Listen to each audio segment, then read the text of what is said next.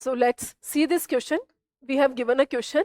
When a system is taken from state I to F along path IAF, heat is 50 joule, work done is 20 joule. यानी कि हमें कुछ भी नहीं mention है तो हम मान के चल रहे हैं heat supply to the system is 50 joule and work done by the gas is 20 joule. If work done is -13 joule for the curved return path, इस पाथ के लिए work done is -13 joule, then heat for this path is. Okay, तो हम यहाँ पे क्या क्या बातें यूज करेंगे. देखो, सबसे पहले हम जो बात यूज करने वाले हैं, फर्स्ट ऑफ ऑल तो हम first law of thermodynamics use करेंगे. तो फर्स्ट लॉ ऑफ थर्मोडायनामिक्स क्या होता है? फर्स्ट लॉ ऑफ थर्मोडायनामिक्स होता है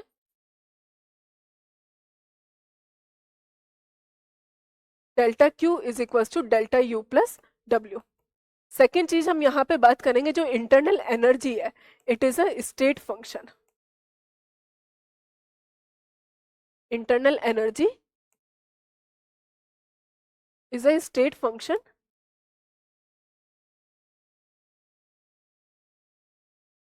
या फिर हम ऐसा बोल सकते हैं कि internal energy for cyclic process is 0.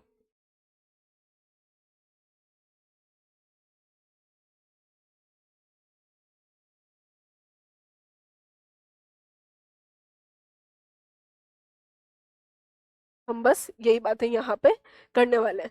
तो अब देखो, हमारे पास यहाँ पे दो पाथ गिवन है हमें. तो पहली बात तो हमारे पास जो पाथ IAF की हम बात कर रहे हैं, बात करते हैं हम वन बाय वन दोनों पाथ के लिए. तो path IAF, first law of thermodynamics से हम क्या बोल सकते हैं, delta Q is equal to delta U plus W. तो हमारे पास पाथ IAF के लिए डेल्टा क्यू कितना है, 50 जूल.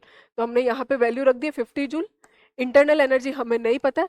वर्क डन हमने कितना किया है, वर्क डन इज 20 जूल.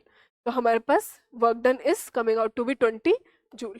तो इंटरनल एनर्जी हमारे पास यहाँ पे कितनी आ गई है, 50 माइनस 20 इज 30 जूल. तो ये हमारे पास कौन से पाथ के लिए, IAF के लिए इंटरनल एनर्जी निकल कर आ गई है.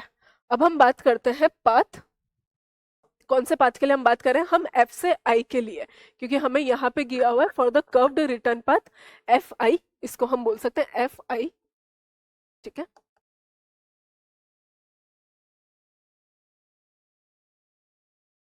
तो कर्व्ड रिटर्न पाथ के लिए हमारे पास FI के लिए हमारे पास सेम वही बात हो जाएगी. पाथ FI के लिए हमने बोला delta Q is equal to delta U plus W.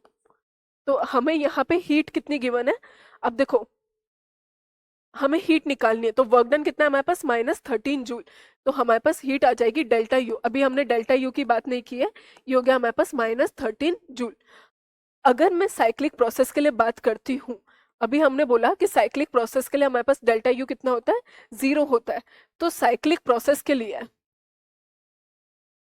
For cyclic process delta U is 0.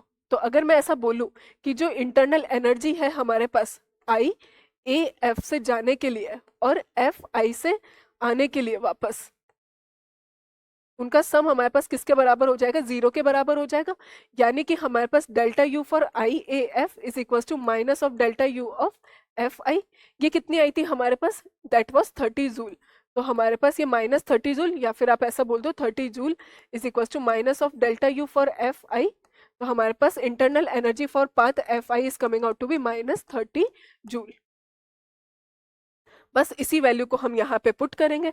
तो हमारे पास पाथ FI के लिए हमने बातें की थी कुछ, तो उन्हीं बातों में हम यहाँ पे वैल्यूज को पुट कर देते हैं. तो हमारे पास आंसर क्या आ जाएगा फॉर पाथ FI, तो हमारे पास